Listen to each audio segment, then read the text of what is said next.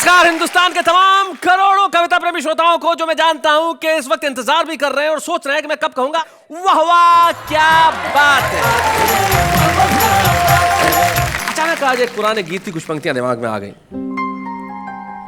हरी हरी वसुंधरा पे नीला नीला ये गगन कि जिस पे बादलों की पालकी उड़ा रहा पवन। दिशाएं देखो रंग भरी, चमक रही उमंग भरी, ये किसने फूल पे, ये किसने फूल पे किया श्रृंगार है, ये कौन चित्रकार है, ये कौन चित्रकार, ये कौन चित्रकार है। कुछ कविताएं ऐसी होती है जिनकी कोई उम्र नहीं होती, वो हमेशा जवान रहती है। वैसे कुछ महिलाएं भी ऐसी होती हैं जिनकी कोई उम्र नहीं रहती, वो हर उम्र में जवान रहती हैं। लेकिन मैं बगैर किसी की ओर इशारा किए बुला रहा हूं मेरे साथी नेहा के मेहता को।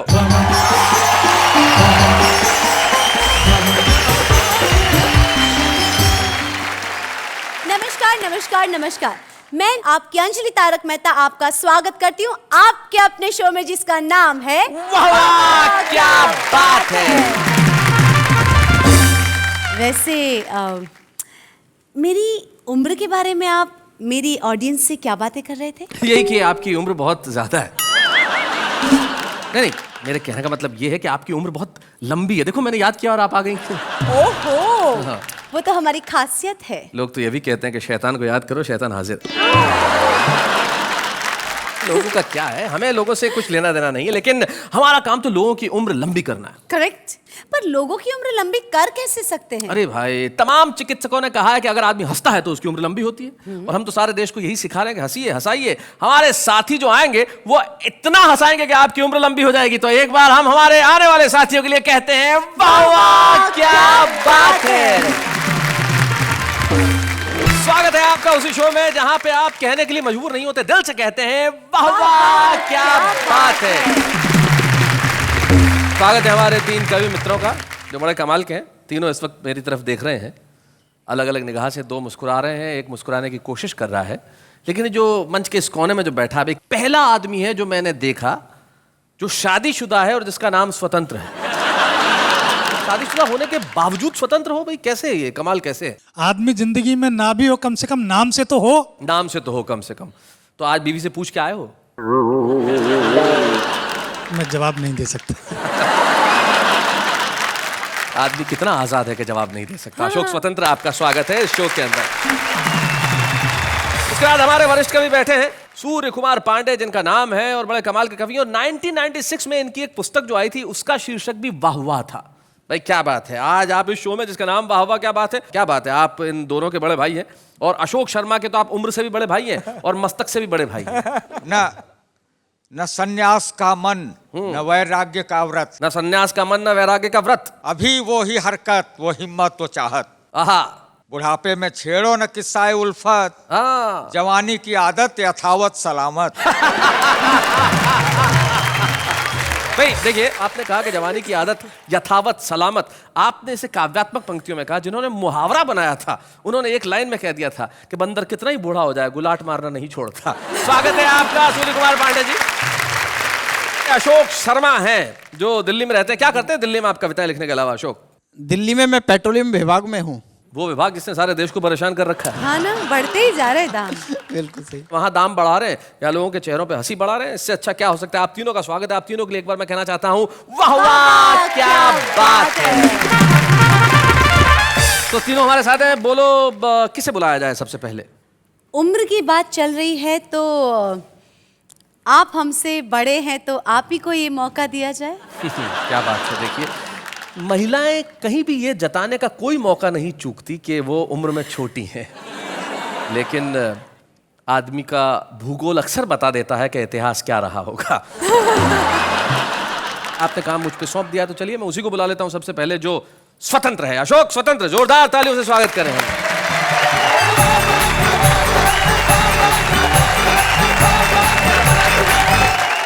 नमस्कार अंजलि जी, जी। मैं एक छोटी सी बात आपको बताना चाहूं। जब मैंने पहली बार आपको तारक मेहता कार्यक्रम में देखा तो एक बात मुझे बहुत ज्यादा खली। बाकी लोग जले हुए थोड़ी हैं जो आपको कह रहे थे अनजली आजकल देश में बहुत बार चर्चा उठती है कि महिलाओं के लिए 1/3 आरक्षण होना चाहिए। तो मेरे एक मित्र ने पूछा कि ये 1/3 महिला आरक्षण का मसला क्या है। तो मैंने 2 पंक्तियों के माध्यम से उस विधेयक का सार बताने का प्रयास किया है। देखिए, बताइए। कि 1/3 महिला आरक्षण का सार यही है, घर के 3 कमरों में से 1 आपकी पत्नी का है और 2 आपके नहीं हैं। बहुत अच्छे, बहुत बढ़िया। आजकल मोबाइल की संस्कृति आ गई है, लोग चलते फिरते मोबाइल से बात करते रहते हैं, साइकिल पर, स्कूटर, मोटरसाइकिल पर। जी।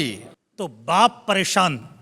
बच्चा पैदा हुआ तो गर्दन थी टेढ़ी, कंधे से चिपका हुआ था कान। डॉक्टर बोला बच्चे के बाप से, इसने ये गुण पाया है आपसे। दिन भर फोन को कान और कंधों के बीच दबाकर करते हैं बात। बच्चे ने इस गुण को माँ के पेट में ही कर लिया आत्मसात।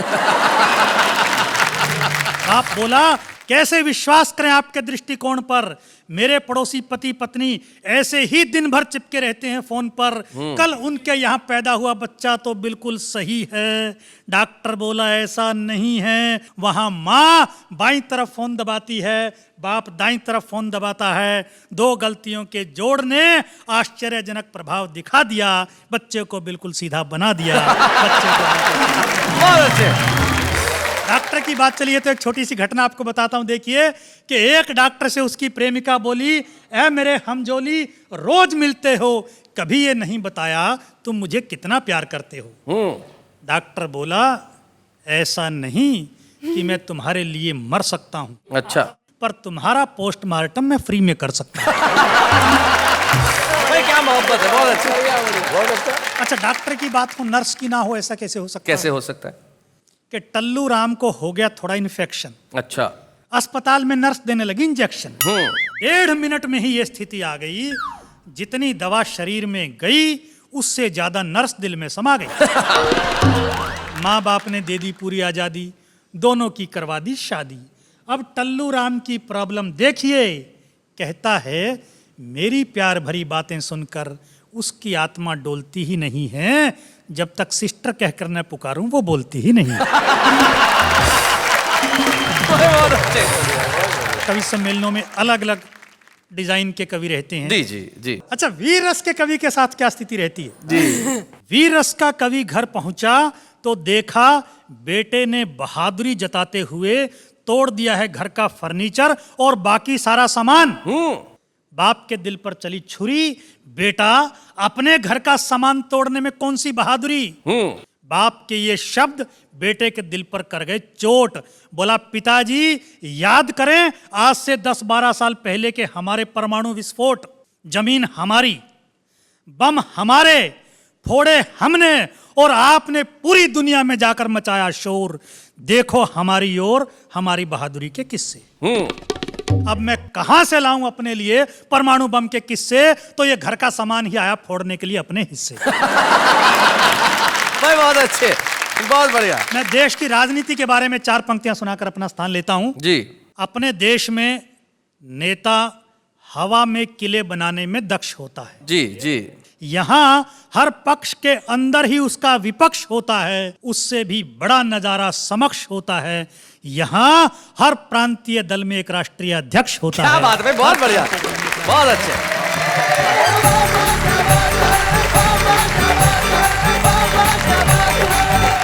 भाई अशोक स्वतंत्र जी, आपने बिल्कुल सही बात कही। वीररस के कवि के घर में ऐसा ही हो सकता है, बच्चे ऐसा ही कर सकते हैं। सूर्य कुमार जी, आप तो बड़े पुराने कवि हैं, आपने देखा होगा वीररस के कवि जब सुनाते हैं ना भाई क्या करते हैं, कई बार तो खबर इतनी जोर से पढ़ देते हैं जैसे लगता है कविता है।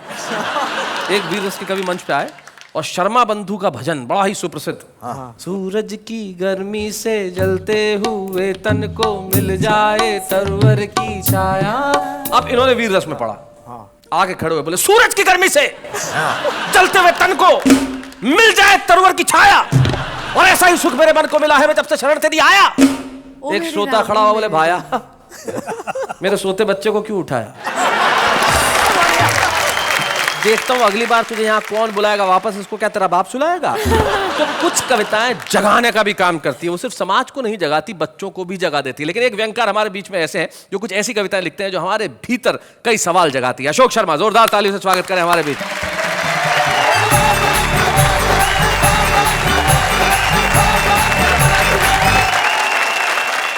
अभी अशोक स्वतंत्र जी बता रहे थे पत्नी से स्वतंत्र हो गए हैं जी। लेकिन कई पति ऐसे होते हैं जो स्वतंत्र नहीं हो पाते बेचारे। कई कोशिश भी करते हैं और कहां तक पहुंच जाते हैं। एक घटना से आपको जोड़ता हूं जी कि परेशान पति ने पत्नी से कहा जी कि एक मैं हूं जो तुझे निभा रहा हूं, हाँ लेकिन अब पानी सर से ऊपर जा चुका है, इसलिए आत्महत्या करने जा रहा हूं। अच्छा। पत्नी बोली ठीक है, लेकिन हमेशा की तरह आज मत भूल जाना और लौटते समय चक्की से आटा जरूर लेते आना। कई बार ऐसा होता है कि पत्नियां भी दुखिया जाती हैं जी। कि दुखियाई पत्नी ने पति से कहा कि तुम रोज रोज नदी में छलांग लगाने की कहते हो, एक बार भी लगाई? पति बोला चैलेंज मत कर वरना करके दिखा दूंगा, अभी तैरना सीख रहा हूं। बहुत अच्छे। जिस दिन आ जाएगा छलांग भी लगा दूंगा। कई घटनाएं हो जाती हैं साहब। जी। अच्छा, एक तो पति पत्नी के साथ ही हुआ कि सुबह सुबह पत्नी ने पति को जगाया, लो। पति बड़बड़ाया, बोले 2 मिनट बाद नहीं उठा सकती थी? ऐसी क्या जल्दी थी? कितना अच्छा सपना दिख रहा था, राजा हरिश्चंद्र बना मैं और मेरा परिवार चौराहे पर बिक रहा था।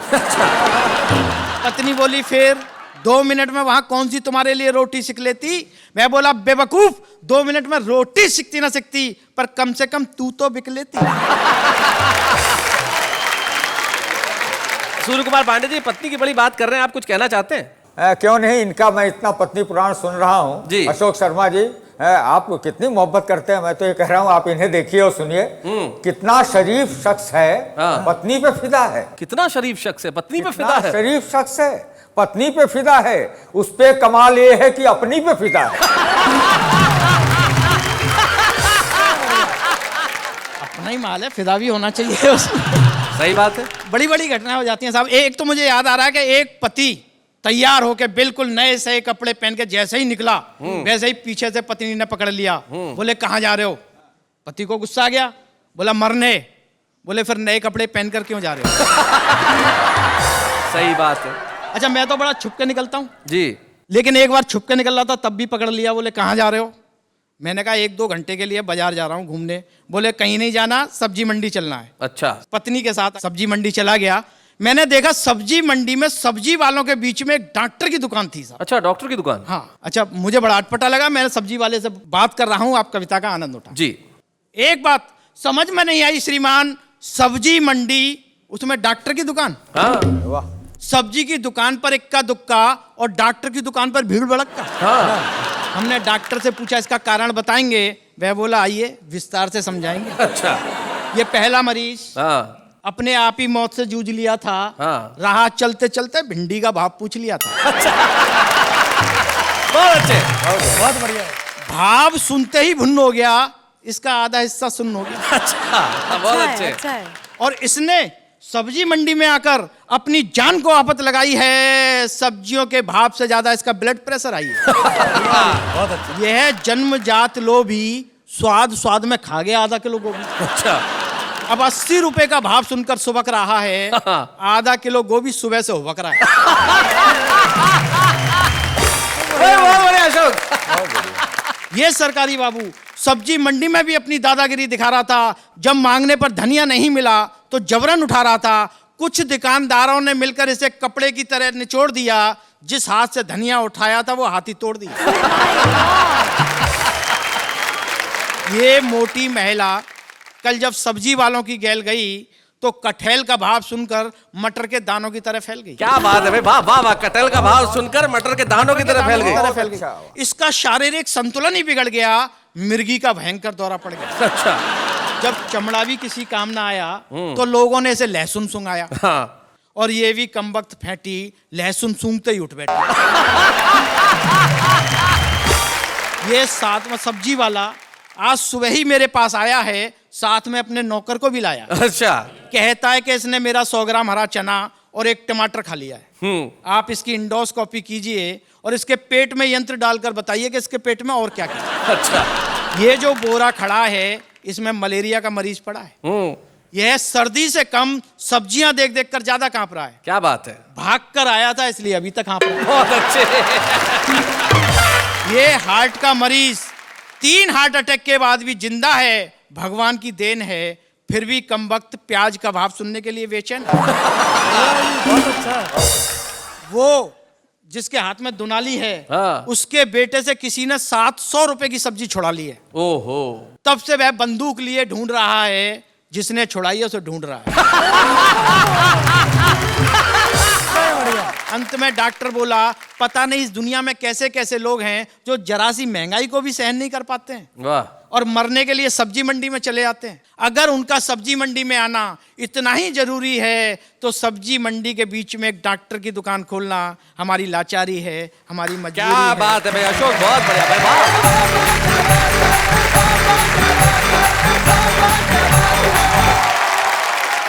बहुत बढ़िया अशोक, आपने एक व्यंग कविता के माध्यम से हमारी इस महंगाई की लाचारी, हमारी महंगाई की इस मजबूरी पे जो कड़ा प्रहार किया। ऐसा दिन आ ही गया है, लेकिन जब तक कविता का प्रहार जिंदा रहेगा तब तक हम ये सवाल लोगों से और व्यवस्था से पूछते रहेंगे कि आखिर वो दिन कब आएगा जब देश के हर घर में दोनों वक्त बच्चे सब्जियां खाएंगे और हम ऐसी कविताएं लिखने पे हमें मजबूर नहीं होना पड़ेगा। लेकिन अशोक, बहुत बढ़िया कविता आपने सुनाई, जिसके लिए आपको बहुत बहुत बधाई। लेकिन आप बुलाते हैं हम एक ऐसे शख्स को जो कई सालों से सब्जियों के भाव पूछ रहे हैं, उम्र के उस दौर में खड़े हैं जहां पे बस खड़े हैं, लेकिन वो अपनी कविताओं के साथ अड़े हैं और अपनी हास्य कविताओं से आज भी जिस ऊर्जा के साथ, जिस एनर्जी के साथ कविताएं सुनाते हैं कि भाई उनका क्या कहना। सूर्य कुमार पांडे जी का सिर्फ नाम ही सूर्य नहीं है, सचमुच हास्य की कविता के आफताब हैं। आइए सूर्य कुमार पांडे जी।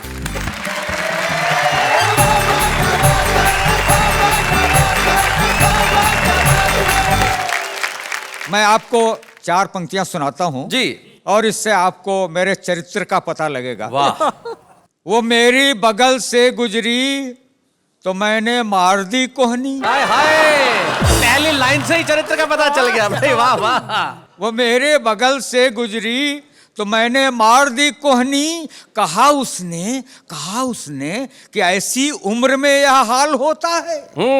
कहा मैंने कि वनडे क्रिकेट के इस रूल को समझो। हाँ। वहीं पे फ्री हिट मिलता है जहां नो बॉल होता है।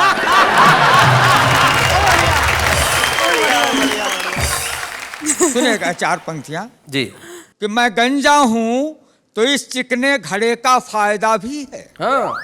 इस चिकने घड़े का फायदा भी है, अगर चाहे भी कोई बाल बांका कर नहीं सकता। क्या बात है भाई, वाह वाह वाह वाह भाई, बहुत अच्छे। अगर चाहे भी कोई बाल बांका कर नहीं सकता। और है वो फिसलन कि रखते ही फिसल जाती है हर मुश्किल। कोई इल्जाम अपना मेरे सिर पर धर नहीं सकता। क्या बात है भाई, बहुत अच्छे, बहुत बढ़िया भाई, वाह। कोई इल्जाम अपना। और एक ने रखने की कोशिश की तो उसका नतीजा क्या हुआ बताता हूं कि हाफ मैं भी हो गया और हाफ वो भी हो गया। हाफ मैं भी हो गया और हाफ वो भी हो गया। इश्क में होना था जो इंसाफ वो भी हो गया। और उसने मुझको घिस दिया साबुन की बट्टी की तरह। अच्छा। झाग तो आया बहुत पर साफ वो भी हो गया। झाग तो आया बहुत पर साफ वो भी हो गया। और मेरे टक्कल पे हंसते हो। हाँ। अमा नादान हो तुम भी। जरूरी है नहीं यह हरे पत्तों पर जवानी हो। हाँ। जरूरी है नहीं यह हरे पत्तों पर जवानी हो। और ये गंजापन बताता है इमारत है नई अब भी। ये गंजापन बताता है इमारत है नई अब भी। छतों पे घास उगाती है घर बिल्डिंग पुरानी हो। भाई बढ़िया बात है, क्या बात है। तो और आपको 4 पंक्तियां और सुनाता हूँ। पतझड़ में भी बहार के रखता हूँ तमन्ना। देखी जहां हरियाली उसी ठौर रुका हूँ। हाँ, ठौर जगह। और यह पूछो मत कितने वसंत देख चुका मैं। यह पूछो कि कितनी बसंती देख चुका। ये अपने इश्क का बर्तन अभी भी गर्म है प्यारे। भला यह दाल कब अपनी गलाना छोड़ देता है। दाल कब अपनी गलाना छोड़ देता है, और बदन होता है बूढ़ा, दिल की फितरत कब बदलती है। पुराना कुकर क्या सीटी बजाना छोड़ देता है। भाई बहुत अच्छे। तो नहीं ये भाप आशिक की हैं आहें जो उबलती हैं, नहीं ये भाप आशिक की आशिक की हैं आहें जो उबलती हैं, नहीं सीटी ये चीखें हैं जो भीतर से निकलती है। और चढ़ा जो उम्र के चूल्हे पे गैस्केट हो गया ढीला। चढ़ा जो उम्र के चूल्हे पे गैस्केट हो गया गैस्केट हो गया ढीला, पुराने कुकर बेचारे की इसमें कौन गलती है। सही बात है। कुकर बेचारे की। और आपके लिए 4 पंक्तियां सुनाता हूँ जी। ढलती उम्र मोहब्बत मांगे नई जवानी से, अरे हसीनों बचना इनकी कारस्तानी से। फिसल न जाना कहीं ढलानों पर नादानी से, बाढ़ से ज्यादा खतरा होता उतरे पानी से। क्या बात है भाई, क्या बात है, उतरे पानी से। अंत में कहता हूँ कि हृदय एटीएम मध्य में कार्ड नयन के डाल, हृदय एटीएम मध्य में कार्ड नयन के डाल, और नोट फटाफट प्यार के तू चुपचाप निकाल। क्या बात है, वाह वाह वाह वाह।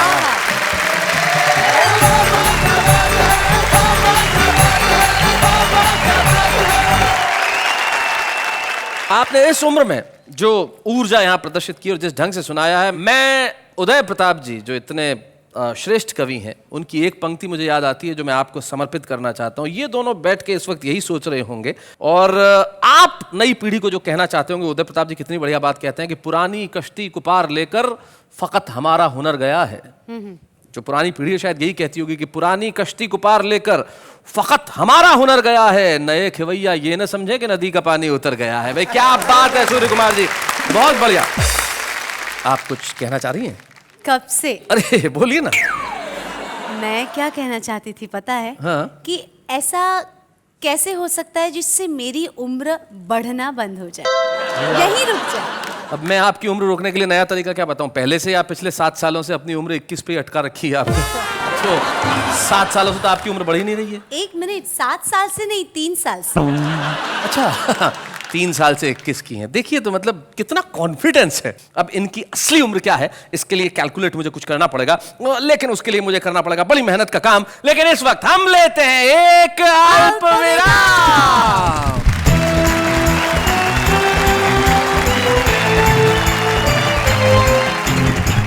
फिर से आपका उसी शो में जिसका नाम है वाह वाह क्या बात है। वैसे इस बात पे से एक बात बताइए। हाँ बताइए, पूछिए पूछिए। शादी करने की सही उम्र क्या होती है? आपकी निकल गई। नहीं, मेरे कहने का मतलब ये है कि इस सवाल का जवाब मैं क्या हमारे मित्रों से पूछते हैं। भाई आप बताइए अशोक शर्मा जी, आपके हिसाब से शादी करने की सही उम्र क्या होती है? जब मूड कर जाए। जब मूड कर जाए। भाई वाह वाह क्या बात है। स्वतंत्र जी जरा आप माइक उठाइए। शादी उस दिन कर लेनी चाहिए जिस दिन आपकी पत्नी की हो रही है। बहुत अच्छे। पांडे जी। नहीं, ये लोग मजाक की बात कर रहे हैं। इनकी शादी की उम्र सही वही होती है जब आप 18 साल की हो जाएं जी, तो आपको कर ही लेनी चाहिए। अभी आप हुई कि नहीं हुई? अरे ये 18 साल और कुछ महीनों की हैं बस। अच्छा, मुझे ऐसा लगा कि अभी आप 18 से कम हैं। नहीं 18 साल और 120 महीने बस।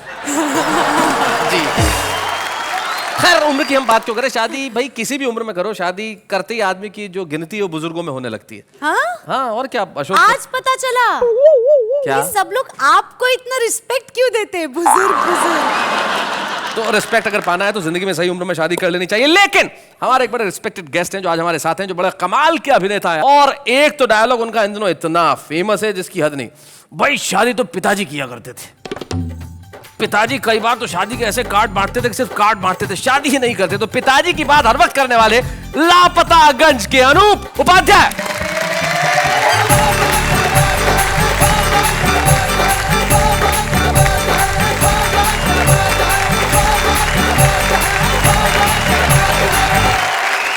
भाई अनूप उपाध्याय जी बड़ी देर कर दी, मेहरबान आते आते पहले क्यों नहीं आया आप इस शो में? भाई देखिए ऐसा है, आते तो पिताजी थे शैलेश जी। अच्छा। और आते थे तो फिर जाते नहीं थे। हाँ। जब लोग उन्हें भगाते थे तब जाते थे। हमने भी आपके पिताजी को ही बुलाया था, आए आप हैं। पिताजी थोड़े से व्यस्त हैं जी। तो जब वो व्यस्त होते हैं तो उनकी जगह हम आ जाते हैं। जी। मैं आपको बताऊं शैलेश जी, मैं अभी जो कविता कहने जा रहा हूँ, पढ़ने जा रहा हूँ, वो चमचों पर है। अच्छा, वैसे चमचे तो पिताजी थे। किसके चमचे थे पिताजी? हर खूबसूरत लड़की के। तो पिताजी मुझे बचपन में ये कविता सुनाते थे।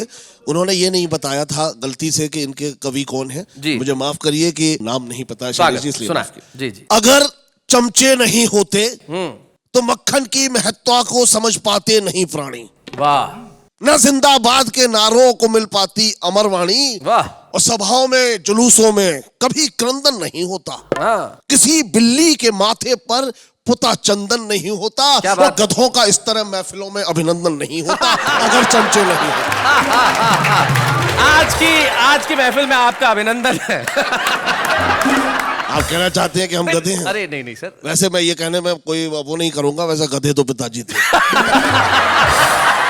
पिताजी ने मुझे हर तरीके से माफ कर दिया है। जी। कहा है बेटा मेरी खूब बदनामी भी करना और मेरा खूब नाम भी करना। लेकिन इसी बहाने आप एक ऐसे बेटे तो हैं जो कम से कम दिन में 100 बार पिताजी का नाम लेते हैं। जी, इसलिए आजकल तो पिताजी बेटे को ऐसे प्रणाम। हो गए कि पिताजी को पूछते ही नहीं है। भाई क्या बात है अनूप भाई, वाह वाह वाह, बहुत बढ़िया। जी, हमारी सभ्यता केवल प्रणामों तक सिमट जाती। वाह। न झुककर दंडवत होते, चरण वंदन नहीं होते अगर चमचे नहीं होते। क्या बात है भाई, बहुत अच्छे। तो कवि सम्मेलनों में तालियों को कौन बजवाता? सही बात है। कव्वालियों को, गालियों को व्यंग कविता कौन बतलाता? वाह। उठाता कौन बिस्तर बोरिया संयोजकों की? क्या बात है। और खिलाता कौन उनको दूध में टॉफी मिलाकर? हाँ। और किसी अफसर के घर बाजार से सब्जी नहीं आती, ना कुछ ऑफिस में हो पाता, ना ये सरकार चल पाती अगर चमचे नहीं होते। क्या बात है भाई, बहुत अच्छा। जी, बस यही कुछ पंक्तियां याद रही हैं जो पिताजी ने बचपन में सुनाई थी। आपका बहुत बहुत आभार अनूप, आप कमाल के अभिनेता हैं और आपने यहाँ आके जिस ढंग से कविता सुनाई है, क्या बात है। जोरदार तालियां आपके लिए, मैं यही कहूंगा। वाह वाह, क्या बात है।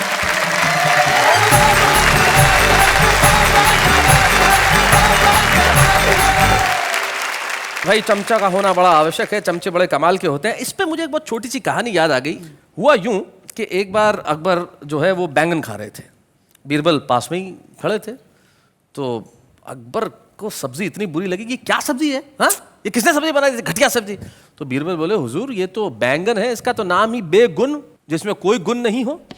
कुछ दिनों बाद की बात है, अकबर फिर से खाना खा रहे थे, उस दिन भी बैंगन की सब्जी बनी थी। और अकबर ने कहा भाई वाह क्या सब्जी है।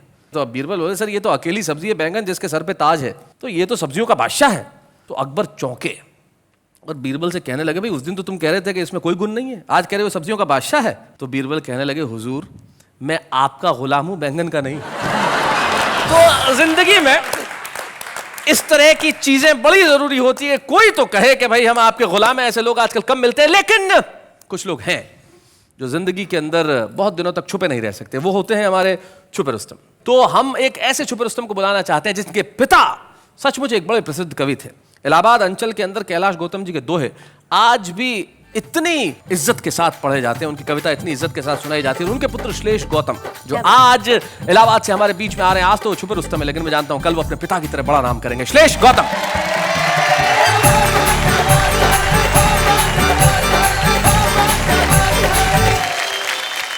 एक मुक्तक से शुरुआत करना चाहूंगा। पहले तो इस पेट के लिए बधाई, क्या मेंटेन करते हो श्लेष, क्या कमाल का मेंटेन किया है। इसकी अर्जेंसी यह है कि हम सिर्फ कवि सम्मेलन या चैनलों पे ही नहीं बुलवाए जाते जी। सड़क निर्माण विभाग को जब रोड रोलर फेल हो जाता है तो हम वहां चलवाए भी जाते हैं। हमारी उपयोगिता वहां भी है। बहुत अच्छे। देखिए एक मुक्तक की, हाँ। जहां पर दूरियां पनपे वहां पर पास लिख देना, हाँ जहां पर दम निकलता हो वहां पर सांस लिख देना। क्या बात। तुम्ही उम्मीद भारत की है, तुमसे इल्तजा इतनी, बदल देना व्यवस्था को, नया इतिहास लिख देना। क्या बात है, वाह वाह वाह, बहुत अच्छा। नया इतिहास लिख देना। अब भैया एक ससुराली बीमारी पे एक दोहा है हमारा। ससुराली बीमारी। ससुराली बीमारी पे आदरणीय सूर्य दादा को मैं बल्कि मैं समर्पित कर रहा हूं कि जी। सास ससुर सर्दी लगे, अच्छा। सास ससुर सर्दी लगे, बीबी लगे जुखाम, अच्छा। साला तो सर दर्द है, साली राहत बाम। हाय हाय हाय हाय हाय हाय हाय, भाई बहुत अच्छे, क्या बात है। और अक्सर बात हो जाती है, शादी की बात चली उम्र उम्र की, तो जी। 4 लाइन मैं निवेदित करता हूं कि किताब अच्छी हो तो पेज मत देख, किताब अच्छी हो तो पेज मत देख, भूख लगी हो तो वेज नॉन वेज मत देख, तू 20 का है और वो 40 की तो क्या, दिल लगा हो तो एज मत देख। बहुत अच्छे। वाह, वाह। एक महापर्व है वैलेंटाइन, लेकिन उसको लेकर के शासन प्रशासन और पार्टियों का इतना मतलब कड़ाई रहती है। तो एक भविष्य की भी तस्वीर मैंने खींची है, जी। देखिए कि अब प्यार के इजहार पर पाबंदियां होंगी, अब प्यार के इजहार पे पाबंदियां होंगी, पर पाबंदियां होंगी, अब प्यार के बाजार में भी मंदियां होंगी।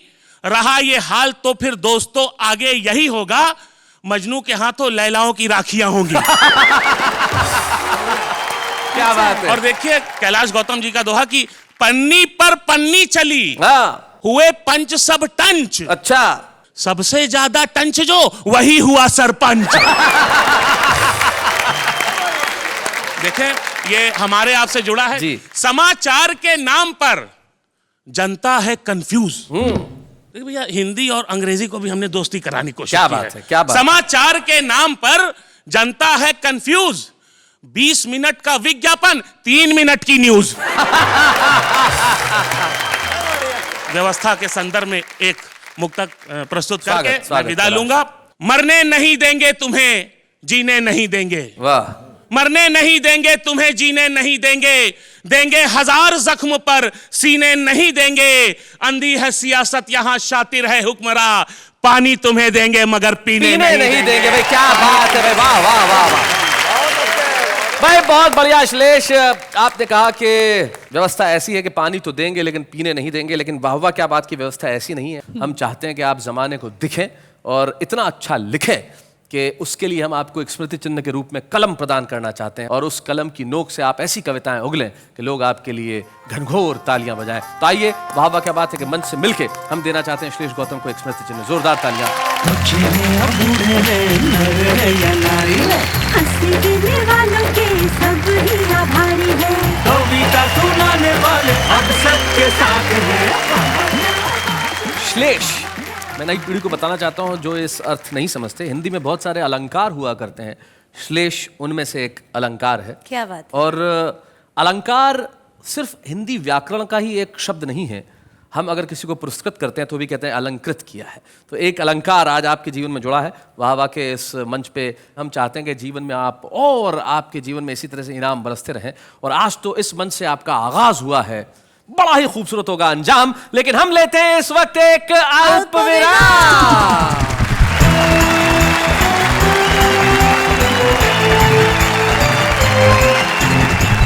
आप भी जानते हैं कि मैं कहने जा रहा हूं कि आपका स्वागत है, हाँ बिल्कुल स्वागत है उस कार्यक्रम में जिसका नाम है वाह वाह क्या बात है। गला साफ क्यों कर रही हैं? नहीं, मैं एक कविता सुनाऊं? नहीं प्लीज प्लीज रहने दीजिए, जो जिसका काम है उसी को करने दीजिए। नहीं, सुनाने दीजिए ना, अभी अभी ताजा ताजा लिखिए, फ्रेश, वरना पुरानी हो जाएगी। कविता कोई सब्जी थोड़ी है। नहीं, वो कविता में सब्जी जैसा स्वाद है। अच्छा, सुनाइए जरा क्या है। अर्ज किया है जी, कीजिए। जिस भी दिन आप सज धज के निकले घर से, तो लड़कियों ने देखा और चीख उठी डर से। ताली बजा दीजिए, कविता तो लिखिए प्लीज प्लीज बजा दीजिए। इन्होंने कोशिश तो की, और कोशिश जीवन में बड़ी जरूरी है। हमारा जो आम आदमी है कोशिश बहुत बढ़िया करता है, 1 लाइन में, 2 लाइन में, 3 लाइन में, लेकिन क्या क्या सुनाता है आइए जरा देखते हैं। कॉलेज की चारदीवारी में अजब सा खेल होता है, खेल खेल में 2 दिलों का मेल होता है, और इसीलिए हर साल पप्पू फेल होता है। बेखुदी की जिंदगी हम जिया नहीं करते, मोहब्बत है तो वो खुदा के इजहार करे, पीछा हम भी किसी का किया नहीं करते। हर महीने दोस्त मिल जाते हैं रास्ते पे, पर कॉलेज की फीस खत्म हो जाती है नाश्ते पे। ना तेरे आने की खुशी, ना तेरे जाने का गम, जा बहन जा, कोई दूसरी पटा लेंगे हम। छोटे से डब्बे में चावल का दाना, बुड्ढे ने आँख मारा बुड्ढा दीवाना। लम्हा लम्हा वक्त गुजर जाएगा, चंद लम्हों में एग्जाम आ जाएगा। अभी वक्त है पढ़ लो दोस्तों, वरना पास क्या तुम्हारा ससुर कराएगा।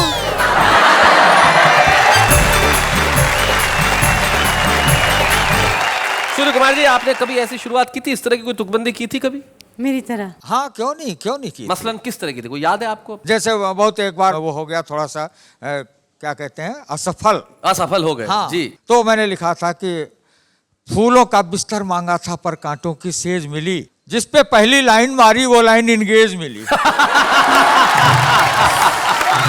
देखिए, सूर्य कुमार पांडे ये कहते हैं एक बार जब असफल हो गए, लेकिन उसके बाद जो सफलता की सीढ़ी उन्होंने चढ़ी, तो आज वो इस मंच पे हमारे आज सम्मानित कवि के रूप में है। हमें इस मंच को बड़ी खुशी होगी जब हम सम्मानित करें सूर्य कुमार पांडे जी को।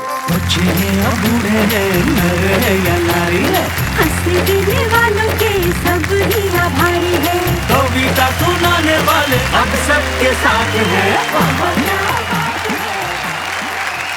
और जैसी कि परंपरा है कि जिस कवि को हम सम्मानित करते हैं उसके परिवार का कोई सदस्य या मित्र यहाँ उपस्थित रहता है। सूर्य कुमार पांडे जी का परिवार कविता का परिवार है, उनका अपना परिवार तो लखनऊ में है ही, और हमें बड़ी खुशी है कि हमारे युवा पीढ़ी के एक कवि यहाँ पे उपस्थित हैं जो पांडे जी से बेहद प्रभावित भी हैं, और पांडे जी और उनका और हमारा सबका बड़ा साथ रहा है। दीपक गुप्ता एक युवा पीढ़ी के ऐसे कवि हैं, तो हम चाहते हैं दीपक इस मंच पे आए और हम उनसे कुछ बातचीत करें। दीपक आइए।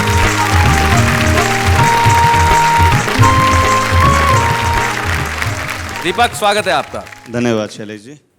कोई खास किस्सा याद है पांडे जी का कुछ? अपने से जो वरिष्ठ कवि हैं अक्सर हम उन्हें चाचा जी का संबोधन देते हैं। आप इन्हें चाचा जी और कहते हैं। चाचा जी के किस्से तो सनसनीखेज रहती हैं, लेकिन मुझे एक घटना याद आती है कि शादी के कुछ साल बाद दिलाते हुए पुराने दिनों की याद, चाची ने चाचा से कहा, देखो जी रोशनदान पर बैठे कबूतर कबूतरी कितने ढंग से प्यार कर रहे हैं, और एक आप हैं सुबह से अखबार पढ़ रहे हैं। देखिए अजी मेरी बात पर ध्यान दो, इन पंछियों को देखकर की अकल से काम लो।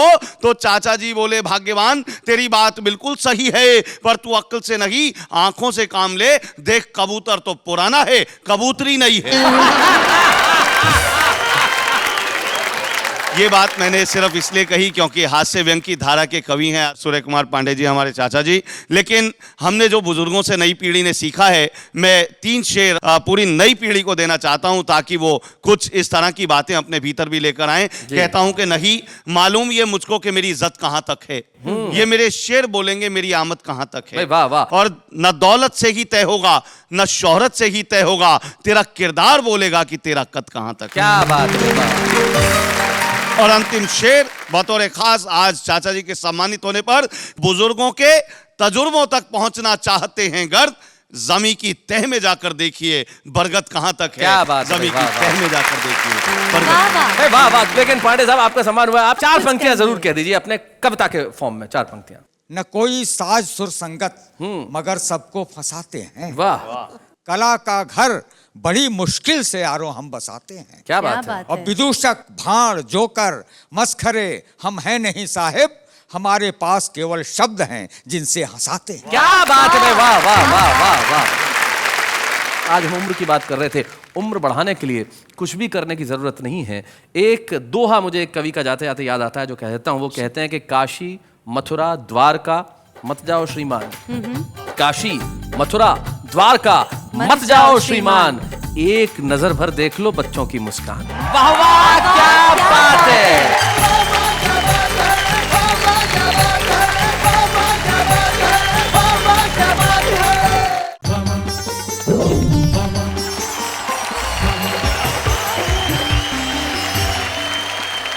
नमस्कार, आदाब। आप बेताब है कविताएं सुनने के लिए, आप बेताब है हंसने के लिए, आप ये कहने के लिए भी तैयार हैं कि वाह वाह क्या बात है। फिर दुनिया में हर कोई आदमी अकेला आता है, लेकिन दुनिया में अकेला रहना बड़ा मुश्किल काम है।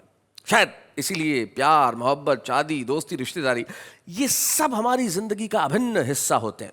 मेरे एक मित्र शादी नहीं कर रहे थे। मैंने कहा कब तक अकेले रहोगे भाई, एक जीवन साथी के साथ मिलकर रहोगे तो अच्छा लगेगा। कहने लगे यही तो समस्या है कि शादी के बाद सिर्फ एक जीवन साथी के साथ रहना पड़ेगा। शादी करना मजबूरी आपकी हो सकती है, लेकिन मेरी भी एक मजबूरी है। जिंदगी में कोई जोड़ीदार पास में हो और मजबूरी की तरह हो तो क्या किया जा सकता है। मेरी मजबूरी है नेहा के मेहता।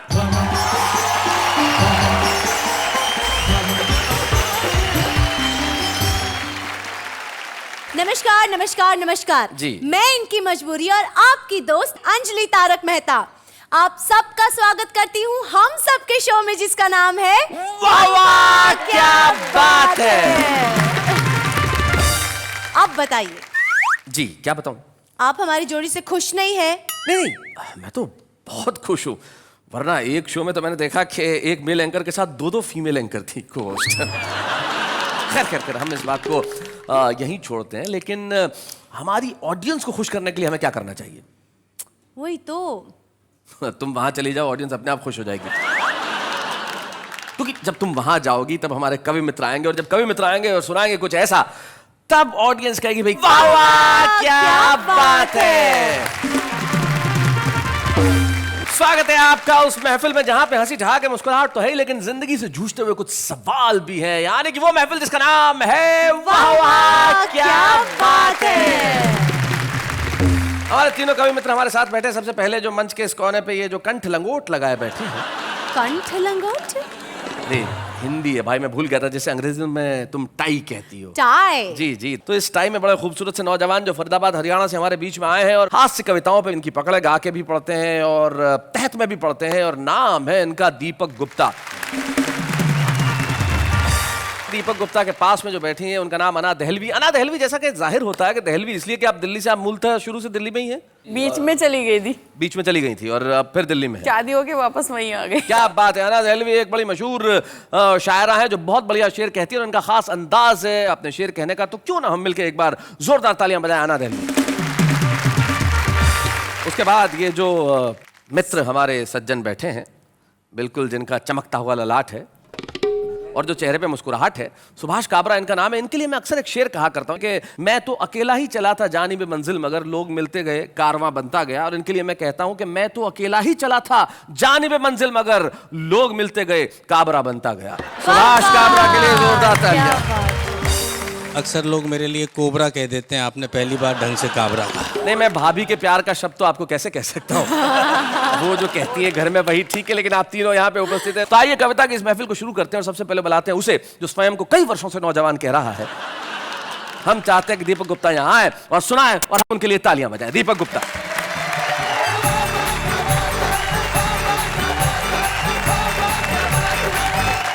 भाई अभी मेरी तारीफ में कह रहे थे कि मैं बहुत सालों से अपने आप को जवान समझता हूँ। मैं समझता नहीं, मैं हूँ भी। अच्छा। मेरी मार्केट वैल्यू अभी तक वैसे ही बरकरार है जैसी मेरी 20 साल पहले थी। वाह। मुझे एक खूबसूरत लड़की से कभी जवानी में मोहब्बत हुई। अच्छा। काबरा जी कहने लगे कि आप अभी बुजुर्ग हो गए। मैंने कहा नहीं, मैं अब बुजुर्गों की सोहबत में रहने लगा। जब मुझे उनसे मोहब्बत हुई, मैं उनके घर उनका हाथ मांगने गया। उनके भाइयों ने और उनके पिताजी ने मेरा बहुत तबीयत से स्वागत किया। अच्छा। स्वागत करने के बाद जब उन्होंने मुझे धक्के मारकर गेट से बाहर निकाला, वाह। मैं अपने कपड़े झाड़ता हुआ उठ के फिर उनके पास गया। मैंने कहा जी फिर मैं ना समझूं। लेकिन मार्केट वैल्यू तो मेरी आज भी वैसी है जैसे पहले थी। एक छंद आपको सुनाता हूं। सुनाइए। कि एक बार कॉलेज में मेरी कविताएं सुन कुछ लड़कियां हो गई थी मेरी फैन जी।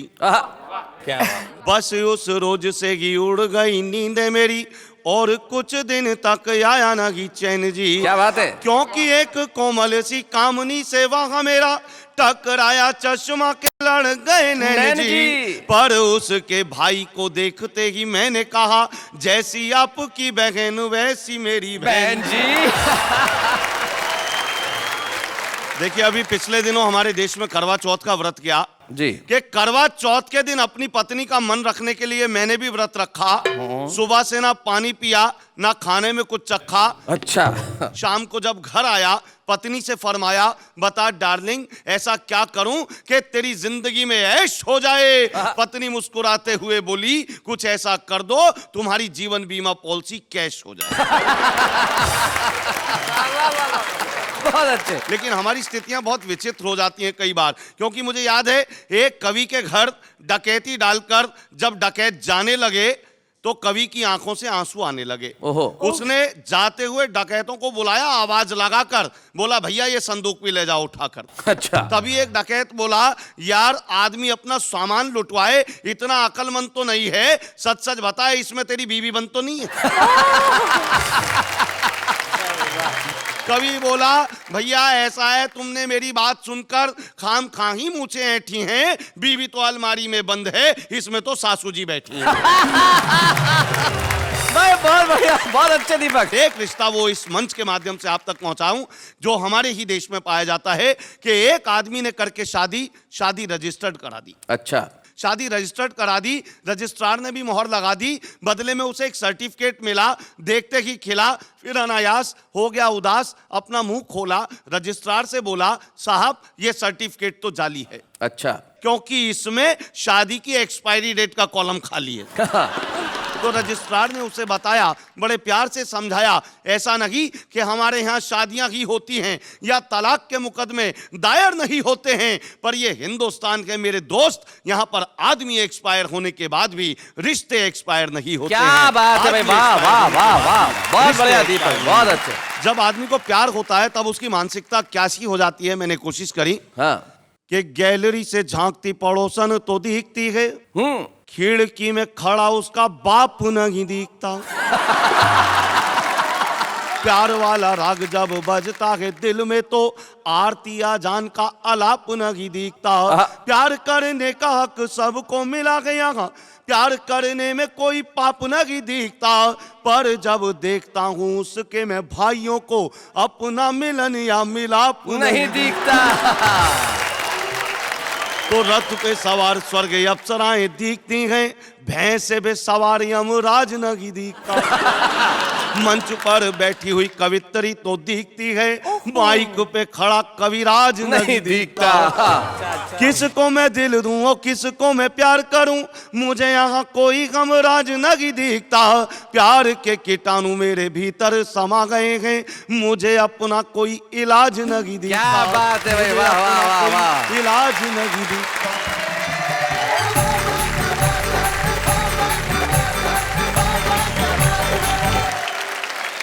भाई दीपक, जब प्यार के कीटाणु किसी में समा जाए तो फिर सचमुच इलाज नहीं दिखता। लेकिन जब तुम मोहब्बत की बात कर रहे थे, मैं अना दहलवी को बड़े ध्यान से देख रहा था। अना कह रही थी कि भाई मोहब्बत की पीएचडी करने वाली तो यहाँ पे बैठी हुई है और तुम ये 5वीं क्लास के स्टूडेंट क्या बात कर रहे हो। हम अना दहलवी से सुनते कि आखिर मोहब्बत में होता क्या। जरा जोरदार तालियां बजाएं अना दहलवी के लिए।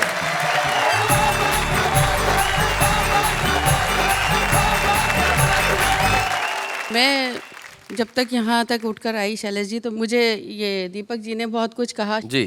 मेरी आदत में शामिल है, मैं किसी का कर्ज नहीं रखती, चुका दिया करती हूँ। अच्छा, 4 पंक्तियाँ इनको समर्पित करना चाहती हूँ जी, बल्कि समर्पित ही क्या, इनको श्रद्धांजलि अर्पित। गुफ्तगू में हया के ताले हैं। हमारे बच्चों को बता दो, गुफ्तगू मतलब बातचीत और हया मतलब शर्म। गुफ्तगू में हया के ताले हैं और लब पर अदा का पहरा है। लड़कियों को समझ न पाओगे, ये समंदर बहुत ही गहरा है। क्या बात है, बहुत शुक्रिया, बहुत मन से सुना। और 4 पंक्तियां पढ़ना चाहती हूँ जी। मेरी तस्वीर अपने पर्स में रखता है वो लड़का। सुनिएगा, मेरी तस्वीर अपने पर्स में रखता है वो लड़का, सफर में साथ रहता है वो अक्सर आहें भरता है। कभी मजनू के और लैला के वो किस्से सुनाता है, मगर खुलकर नहीं कहता कि मुझसे प्यार करता है। भाई क्या बात है, बहुत धन्यवाद। और मेरा एक मुक्तक बड़ा फेमस हुआ, वो मैं सुनाना चाहती हूँ इस मंच से। कोई ये बोला के जलवे लुटाने आई थी। अच्छा। कहा किसी ने के बिजली गिराने आई थी। जरा सी बात के अफसाने बन गए कितने, मैं अपनी छत पे दुपट्टा सुखाने आई थी। अरे भाई क्या बात है, वाह वाह, भाई बहुत अच्छे। 4 पंक्तियां सुनेगा। फरेब झूठ दगाबाजी जिसकी फितरत थी, फरेब झूठ दगाबाजी जिसकी फितरत थी, मैं उसकी बात पे क्यों एतबार कर बैठी। मैं जिसके हाथ से खत उसको भेजा करती थी, मेरी बहन उसी लड़के से प्यार कर बैठी। भाई क्या बात है। और अब ये गीत मेरी तरफ से दीपक जी को समर्पित है। और ऐसा नहीं है कि सुभाष काबरा जी ने अपनी उम्र में इश्क नहीं किया होगा, वो भी कर रहे होंगे, कोई ठीक नहीं है अभी भी कर रहे हो, तो उनको भी समर्पित है। सुनिएगा। तेरे हाथ में दे दूं हाथ, अरे रे बाबा ना बाबा, क्या बात है। तेरे हाथ में दे दूं हाथ, अरे रे बाबा ना बाबा, तेरे प्यार की क्या औकात, अरे रे बाबा ना बाबा। और ये बंद सुनिएगा। मेरी दुनिया भोली भाली, मेरे सपने सीधे साधे, तेरी उल्टी ही पुल्टी कसमें, तेरे आड़े तिरछे वादे। मुझे गांव से लेकर उड़ जा, मुझे मन का देश दिखा दे। मैं कहती हूँ जब भी तुझसे, मुझे लंदन सैर करा दे। तू कहता है चल गुजरात, अरे बाबा ना बाबा। और इसका बंद खास तौर पे समर्पित करती हूँ शैलेश जी आपको, कि अगर शायरी हो तो मन मिले। सुनिएगा जी। मेरा जौबन भीग न जाए, ये सोच के मैं घबराऊं। आवाज किसी ने दी है, जाऊं तो मैं कैसे जाऊं। क्या बात है। बादल की नजर है मुझ पर, बूंदों के लगे हैं फेरे। मिट्टी का बदन है मेरा, कागज के हैं कपड़े मेरे। बड़ी जोर की है बरसात, अरे बाबा ना बाबा। बड़ी जोर की है बरसात, अरे रे बाबा ना बाबा। और आखिरी बंद, अब आप जिसका जी चाहे उसको समर्पित करें, बल्कि मैं नेहा जी से कहूंगी कि उनके पास वाले को समर्पित कर दें, ज्यादा अच्छा होगा।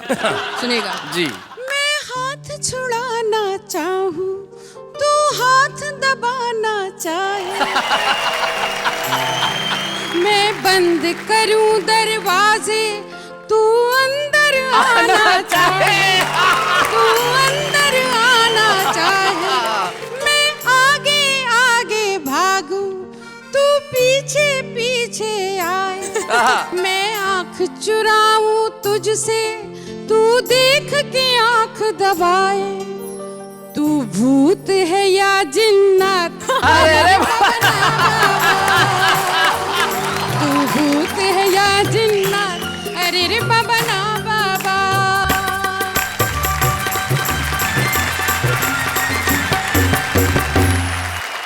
अना जी, आप जाने लगी तो लोग कह रहे हैं अरे बाबा ना बाबा, रुक जाइए, थोड़ी देर रुक जाइए। राही बस्तवी एक शायर है जिन्होंने शायद सबसे पहले ये एक गीत कहा था कि तुझे कौन करेगा प्यार, अरे बाबा ना बाबा। और फिर अरे अरे बाबा ना बाबा पे बहुत खूबसूरत गीत लिखे गए, जिसमें से बड़ा ही खूबसूरत गीत पढ़ा आपने। और सुभाष जी को आपने कहा कि बुजुर्ग हैं और मोहब्बत के शेर भी सुनाती रहीं। तब मुझे एक शायर के दो शेर याद आ गए। उन्होंने ये कहा कि ठंडा कारोबार पड़ा है, क्या कातिल बीमार पड़ा है। ठंडा कारोबार पड़ा है, क्या कातिल बीमार पड़ा है। और जिस दिन थी त्योहार की छुट्टी, उस दिन ही इतवार पड़ा है। जी सुभाष भाई, केवल एक शेर सुनाना चाहूंगा। जी इरशाद इरशाद। बातें करती ये कैसी कैसी है, मैं तो समझा था अबला जैसी है। इनके शौहर पे रहम करना खुदा, जिनके घर में ये बला ऐसी है। माफ करना, मैंने पहले ही कहा था कि मैं किसी का कर्ज नहीं रखती हूं। कर्ज वापस चुका दीजिए। एक जुगनू की जिसमें ताब नहीं, वो है बेताब जुगनुओं के लिए। हाँ। कब्र में दोनों पांव हैं, लेकिन दिल धड़कता है लड़कियों के लिए। लेकिन मजे की बात यह है कि आना दहलवी जी के शौहर ऐसी जफर साहब खुद यहाँ पे मौजूद है। भाई कमाल है। मैं ऐसे पुरुषों का बहुत सम्मान करता हूँ, जफर साहब जो अपनी पत्नी की प्रतिभा को पहचानते हैं और सुनने के लिए भी, आप उनका साथ देने के लिए यहाँ पे उपस्थित हैं। और खुद आप बहुत बढ़िया शेर कहते हैं, तो क्या कहना है आपका। मेरी एक गजल है, उसके दो मतले और एक शेर पहुंचाता हूँ। यूं भी अक्सर साथ निभाना पड़ता है। अच्छा। यूं भी अक्सर साथ निभाना पड़ता है, हम सफरी का बोझ उठाना पड़ता है। अच्छा।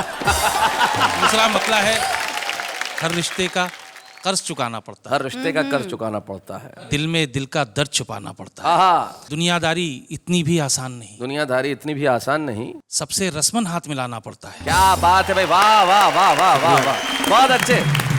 बहुत बहुत शुक्रिया जफर साहब, थैंक यू शुक्रिया। So very much. और जैसे कि हम जोड़ी पे बात कर रहे हैं, तो आज जोड़ी कमाल की है। तुम कुछ कहना नहीं चाह रही बहुत देर से? मैं कब से कहना चाह रही हूँ जी। कि इतनी अच्छी खूबसूरत जोड़ी के बाद, उसको देखने के बाद मुझे एक सवाल पूछना है। जी पूछिए। क्या सचमुच जोड़ियां स्वर्ग में बनती है? बड़ा मुश्किल सवाल है। आज के जमाने में ट्रेन में, बस में, सड़क पे और तो और फुटपाथ पे जोड़ियां बन जाती है, तो स्वर्ग में बनने का इंतजार कौन कर पाएगा? तो भाई जोड़ियां स्वर्ग में बनती है नहीं ये तो पता नहीं, लेकिन सुभाष काबरा की हास्य कविता से जोड़ी लगभग 35 वर्ष पहले बनी और बहुत सालों से कवि सम्मेलन करते रहे, संचालन करते रहे। उनकी किताब मैंने देखी तो उनकी किताब के पिछले भाग में इनका परिचय बहुत ही, जिसको कहते हैं इंटरेस्टिंग परिचय लिखा हुआ है। खुद का नाम है, बोले इतने सारे प्रोग्राम किए, इतने सारे प्रोग्राम लिखे गए, घर में एक बीवी है, ऐसे सब परिचय में लिखा। 2 बच्चे हैं और वो तमाम रिश्तेदार हैं जो अमूमन पाए जाते हैं। एक लोन पे ली हुई कार है, एक कंप्यूटर है जिसमें ब्रैकेट में लिखा हुआ है जिसे चलाना नहीं आता, एक फ्लैट है जिसकी किस्तें अभी तक चुकाई नहीं गई। ये सारी ईमानदारी से जो आदमी परिचय दे सकता है वो कोई निश्चित तौर पे हास्य कवि ही हो सकता है। तो ऐसे हास्य कवि सुभाष काबरा आइए हमारे बीच में।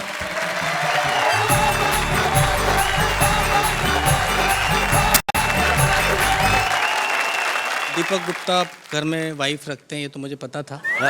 और अन्ना तो शौहर को लेकर ही आ गई। तो मुझे लग रहा है कि ये इतने भव्य मंच पर आकर थोड़ी सी देर के लिए बहक गए थे। बहुत शरीफ लोग हैं, बहुत शरीफ बहक गए थे। 2 पंक्तियां। स्वागत। ये जो 2 लोग बहकते हुए घर जाएंगे, घर पहुंचते ही संभलने की सजा पाएंगे। बहुत अच्छे। कहाँ से शुरू करूं? आगरा कई बार जाता रहा अपने निजी कारणों से। ठीक हमें होने पता के है बाद वहाँ। इन्हें पता है क्योंकि ये तो अभी भी जाती है मंथली चेकअप के लिए। दवा लेने। अरे ये लड़की तो मेरे पास वाले वार्ड में। हाँ ये मंथली चेकअप परमानेंट है वहाँ की। एक बार ठीक होने के बाद गया, ताजमहल देखा। 4 पंक्तियों का जन्म हुआ, आप तक पहुंचाता हूँ। इन 4 पंक्तियों की ये खासियत है जी कि ये बहुत मशहूर पंक्तियां हैं मेरी, और मैंने आज सुबह ही लिखी हैं। कि मिस्टर शाहजहां, खाविंदे मुमताज महल, एक बार फिर से हिंदुस्तान में आओ। इस बार आगरे में नहीं, मुंबई में अपनी महफिल जमाओ। क्या बात है। अरे बनाया होगा किसी जमाने में तुमने ताजमहल, आज की तारीख में 2 रूम किचन बना के दिखाओ। क्या बात है, वाह वाह वाह वाह वाह भाई, बहुत बढ़िया। बहुत बढ़िया। अब नवाबों की आदत होती थी कि वो 2 पंक्तियां कहो तो 4 लौटाते थे। आप तो रहे हो काफी नवाबों के साथ क्या इस बात जमाने है। से, तो उन्होंने 8 भेज दी। अच्छा। लिखते हैं, आज भी मिलती हैं सरेआम सैकड़ों मुमताज, और सभी को ताज की ख्वाहिश है, मगर लहू में एक कतरा भी मोहब्बत का नहीं है, संगे मरमर पे टिकी सबकी नजर। क्या बात है, वाह वाह वाह वाह, बहुत अच्छे। अगर कहीं कोई सही मुमताज पाई भी गई, वक्त के हाथों जिंदा ही दफनाई गई। क्या बात है, वाह वाह वाह। वक्त के हाथों जिंदा ही दफनाई गई, ऐसे हालात में अब ताज मेरा बाप बनाए।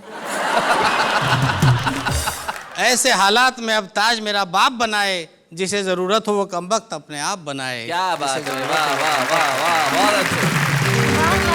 नेताओं पे कुछ बातचीत करनी चाहिए। हालांकि बातचीत करने लायक तो रहे नहीं, बहुत जी, कम रहे, लेकिन फिर भी कैसे कैसे गोत्र के नेता हो गए। कुछ टुकड़े सुनाता हूँ आपको।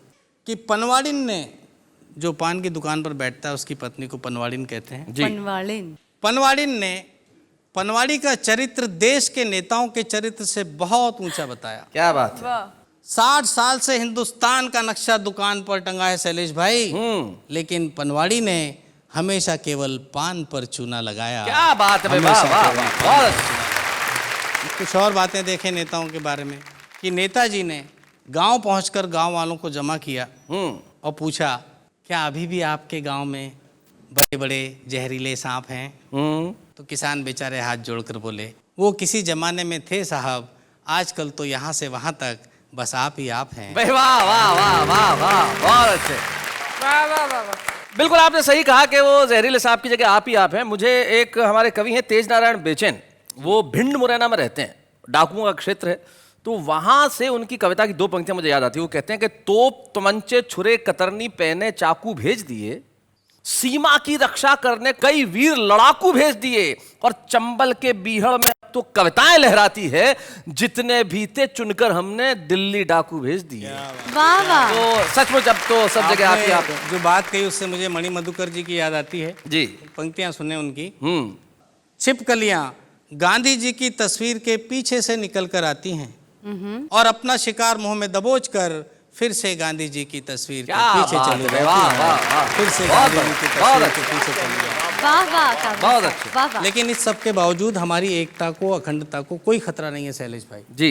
लोग कहते हैं यहाँ से टूट रहा है देश, वहां से टूट रहा है, ऐसा कुछ भी नहीं है। शीर्षक है एकता। कन्याकुमारी से कश्मीर तक और झोपड़पट्टी से जागीर तक सबके इरादे नेक हैं, हम सब एक हैं। सबके इरादे नेक हैं, हम सब एक हैं। रेलवे स्टेशन पर चाय की दुकान में चाय बनाने वाला लड़का देश का सच्चा सपूत है।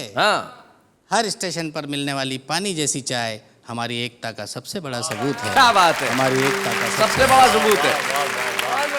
सबसे बड़ी बात मुझे ये लगती है कि हिंदी की बातें सब लोग करते हैं जी, हिंदी के लिए काम करने वाले लोग बहुत कम हैं। जबकि मेरा ये मानना है कि यदि आपको कार चाहिए आज के ज़माने में तो आपको अंग्रेजी की शरण में जाना ही पड़ेगा, लेकिन यदि आपको संस्कार चाहिए तो आपको अपनी भाषा का सम्मान करना ही पड़ेगा। वाह वाह, क्या बात है। 8-10 पंक्तियां आप तक पहुंचाता हूं। स्वागत। कि हमने ये जाना है पर्चे जांच जांच के, हमने ये जाना है पर्चे जांच जांच के, अनपढ़ होते जाते पोथी बाँच बाँच के, अनपढ़ होते जाते पोथी बाँच बाँच के।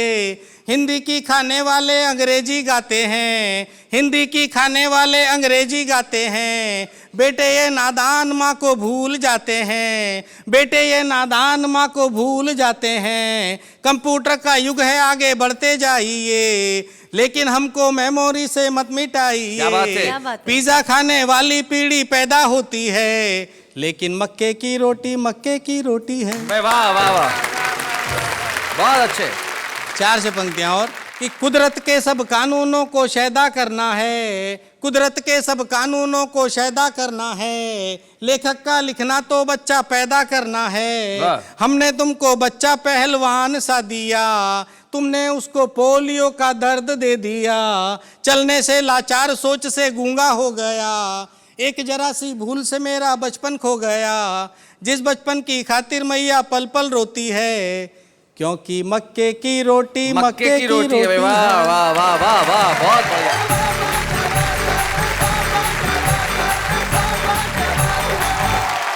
सचमुच सुभाष जी, आपने बिल्कुल ठीक बात कही कि मक्के की रोटी है। जो हमारी अपनी संस्कृति है उसे हम कैसे भूल जाएं।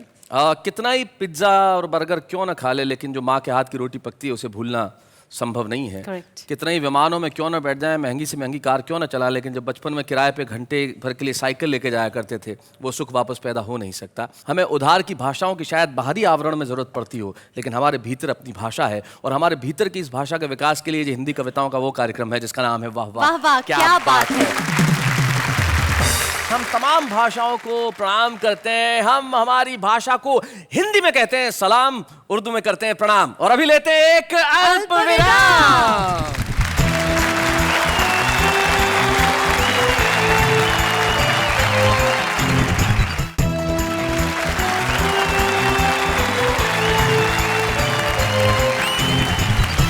स्वागत है उस कार्यक्रम में आपका जिस कार्यक्रम ने जिंदगी भर की उदासियां तोड़ी है, और जिस कार्यक्रम से बनी आपकी खूबसूरत जोड़ी है जिसका नाम है वाह वाह, क्या बात है।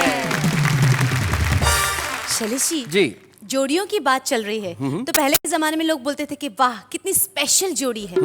आज के जमाने में ऐसी स्पेशल जोड़ियां बनती है? आप किसी दिन आप किसी से जोड़ी बना के देखिए, बहुत स्पेशल जोड़ी होगी। जब किसी असामान्य युवती की जोड़ी सामान्य युवक से बनेगी। नहीं, इसका अर्थ मैं बाद में समझाता हूँ। स्पेशल जोड़ियां बने ना बने, लेकिन स्पेशल गेस्ट जरूर होते हैं। हमारे साथ आज एक ऐसे स्पेशल गेस्ट उपस्थित है जो स्वयं कवि नहीं है, लेकिन कविता सुनाने का भाव रखते हैं, और कमाल के एक्टर हैं, और कमाल ढंग से बातचीत करते हैं। नाम है उनका तनुज महाशब्द, यानी कि तारक मेहता का उल्टा चश्मा के मिस्टर अय्यर।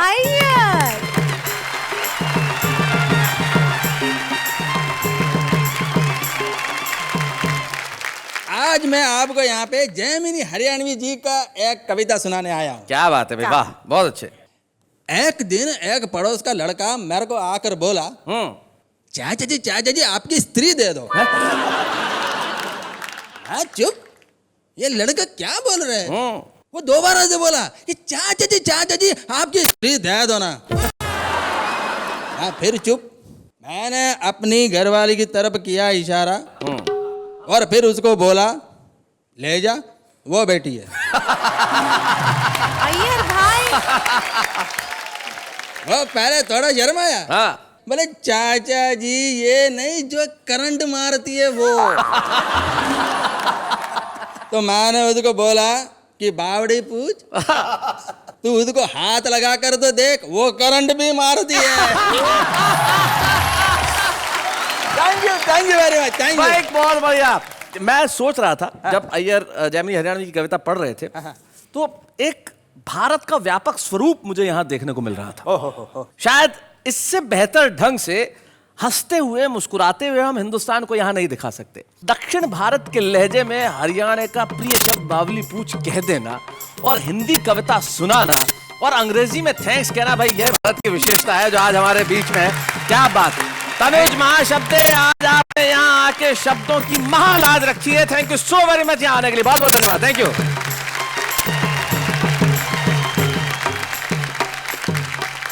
फर्ज कीजिए कि अगर मैं आपकी जोड़ीदार ना होती तो आप किसको अपनी जोड़ीदार बनाते? भाई हर बात बताने वाली थोड़ी होती है। क्यों?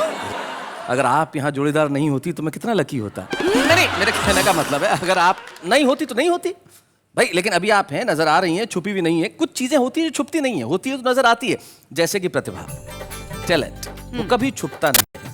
इसलिए वाह वाह क्या बात है का जो हमारा एक सेगमेंट है जो बड़ा ही पॉपुलर है, कविता के छुपे रुस्तम, हम उसमें एक ऐसे कवि को बुलाते हैं जो शायद आज देश के कविता के आसमान पे सब लोगों द्वारा नहीं जाना जाता हो, लेकिन उसमें अकूत प्रतिभा है। दिल्ली से हमारे बीच में आते हैं आज के हमारे छुपे रुस्तम रसिक गुप्ता।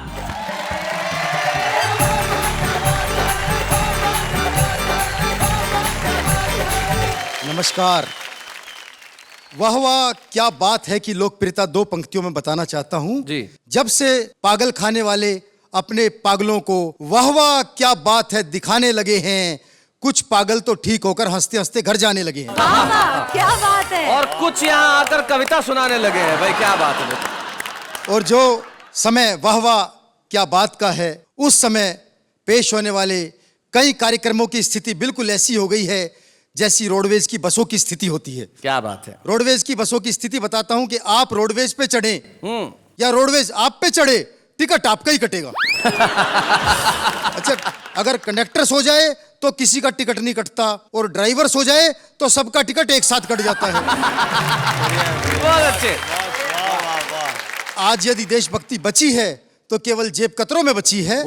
चार पंक्तियों का मजा लीजिएगा। सुनाओ रसिक। कि जेब कतरे का बेटा बोला, हे ईश्वर नहीं मांगता आपसे कोठी बंगला महल किले, ना इंग्लैंड में ना फ्रांस में ना इटली में, मुझे तो बस हर जन्म भारत में ही मिले। अच्छा। तो बाप बोला मैं धन्य हुआ जो जेब कतरे का बेटा होकर भी तेरी रगों में देशभक्ति का रक्त बहता है। बेटा बोला ये बात नहीं है पापा, वहां ठंड इतनी ज्यादा है कि लोगों का हाथ अपनी जेब में ही रहता है। वाह वाह वाह वाह वाह। अच्छा, मैं तो एक बार पप्पुओं के स्कूल में चला गया। पप्पुओं के स्कूल में? मैंने पूछा कि भाई तुम सारे के सारे पप्पू पास कैसे हो जाते हो? बोला जी नकल चला के। मैंने कहा कभी पकड़े नहीं जाते? बोला पकड़े जाने का सवाल ही नहीं है, नकल हम हाथ पर लिखते हैं, जब चेकिंग करने वाले आते हैं तो कर लो, अंदर तो कुछ निकलता ही नहीं। अच्छा, एक पप्पू फेल हो गया तो मैंने उससे पूछा आपने इस टेक्नोलॉजी का प्रयोग नहीं किया? बोला भाई साहब किया था, किस्मत ही खराब थी, नकल हाथ पर लिखी थी, अजब खेल हो गया, वॉशरूम में हाथ धो लिए, पप्पू फेल हो गया। बहुत अच्छे। और दो पंक्तियों का मजा लीजिएगा कि मैंने अपने मकान मालिक से कहा एक दिन लोग कहा करेंगे कि तुम्हारे मकान में एक बड़ा कवि रसिक गुप्ता रहता था, गुरु उस दिन तू पूरे मोहल्ले में छा जाएगा। बोला शाम तक किराया नहीं दिया तो वो दिन आज ही आ जाएगा। अच्छा, एक भिखारी को मैंने रुपया दिया, बोला बाबूजी ये क्या? पिछले चौराहे के भिखारी को 10 रुपए और मुझे 1 रुपया पकड़ाया है। मैंने कहा भैया तुझे कैसे पता? नु बोला देखो जी SMS आया है। अच्छा, भिखारी आजकल हाईटेक हो गए हैं। एक भिखारी की दुआएं सुन के माथा पीट लिया मैंने अपना। भिखारी बोला यूं हिमाकत की नजर से ना देख, एक दिन ब्यूटी क्रीम लगा के अपना चेहरा भी गोरा होगा, अपने हाथ में भी ऐसा ब्रांडेड कटोरा होगा, निकाल जेब से करारा सा नोट और ले ले मेरी दुआ, जा तेरे घर भी मेरे जैसा छोरा होगा। वो एक भिखारी तो नर्सिंग होम के बाहर डॉक्टर से भीख मांग रहा था। डॉक्टर बोला लगता आपको कहीं देखा है। भिखारी बोला ठीक पहचाना डॉक्टर साहब, कुछ दिन पहले आपसे इलाज कराने आया था, आपका महंगा इलाज कराते कराते भिखारी हो गया। वो डॉक्टर ने अपनी खूबसूरत नर्स को नौकरी से निकाल के पत्ता कर दिया साफ। तो नर्स बोली बिना गलती नौकरी से निकालना कहाँ का इंसाफ। तो डॉक्टर बोला मैंने एक पेशेंट को कहते सुना है, नर्स क्या है ब्यूटी क्वीन है, अखियों से गोली दाग जाती है और मेरी आधी बीमारी तो इसकी मुस्कुराहट से ही भाग जाती है। बहुत अच्छे। अच्छा, आजकल स्थिति नर्सों से प्यार व्यार बड़ा खतरनाक होता है जी। मैंने 4 पंक्तियां लिखी कि नर्स से पेशेंट बोला सुन प्रिय बात मेरी, सबसे निराली तेरे गालों की ये लाली है, दिल को चुराने वाली सपनों में आने वाली, रखी मैंने हॉट सीट तेरे लिए खाली है। Hot seat. तो नर्स बोली होश में आते ही तू लगेगा रोने, मैं भी जाली, डॉक्टर की डिग्री भी जाली है, और दिल को तो मैंने हाथ भी नहीं लगाया झूठे, मैंने तो सिर्फ तेरी किडनी निकाली है। बहुत अच्छे रसिक। कविता क्या है? कविता एक आयुर्वेदिक औषधि है, जितनी पुरानी उतनी ही गुणवती कहलाएगी। अरे ये अंग्रेजी की दवा नहीं जो एक्सपायर हो जाएगी। वाह वाह वाह वाह वाह, बहुत बढ़िया। तो कविता की शक्ति मैं बताना चाहता हूँ 4 पंक्तियों में। क्या बात? कि एक बार एक सपेरा जहरीले सांपों के बीच दिखा रहा था अपना कमाल, यानी वही पापी पेट का सवाल। लोग उसकी बहादुरी पर रुपया 58-54 दे रहे थे और सस्ते में ही खेल का मजा ले रहे थे कि अचानक उसके चेहरे पर मौत का साया मंडराने लगा और उसकी हालत देखकर मुझे उस पर बड़ा ही तरस आने लगा।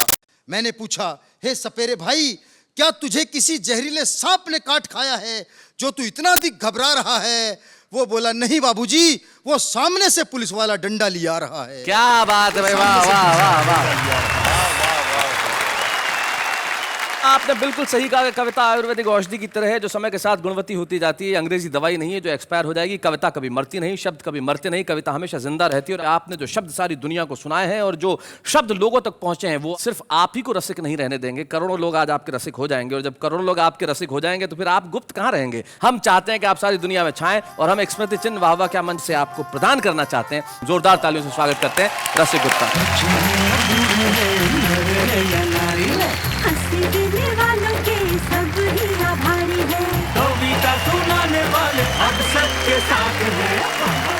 तो आज के हमारे छुपे रुस्तम रसिक गुप्ता ने शानदार कविताएं सुनाई। हमने एक स्मृति चिन्ह दिया, लेकिन उससे कहीं बड़ा है वो जो वहां है, यानी कि रसिक गुप्ता को मिला है करोड़ों तालियों का इनाम। लेकिन हम लेते हैं इस वक्त एक अल्प विराम।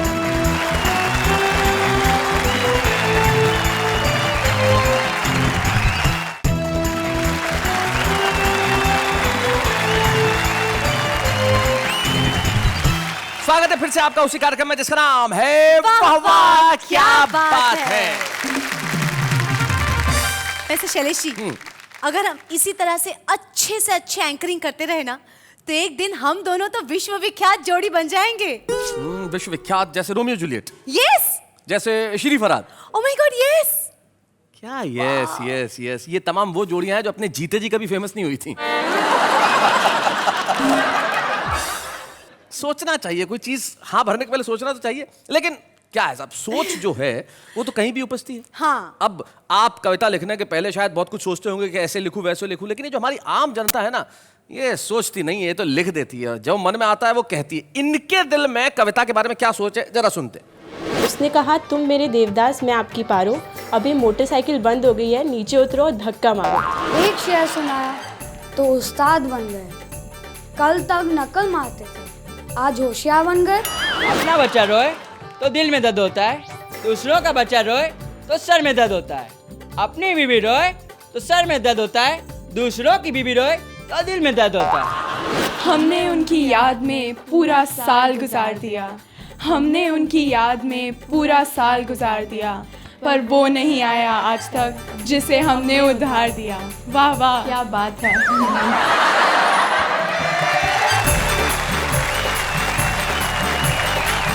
भाई मान गए। मेरे हिसाब से तो हमारे देश में हर व्यक्ति के अंदर एक कवि छुपा है।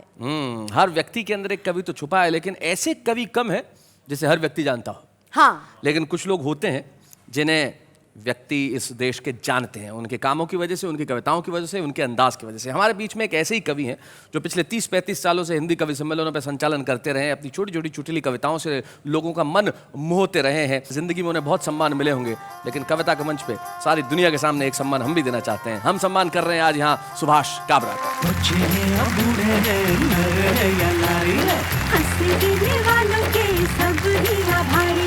कविता सुनाने वाले अब सबके साथ हैं।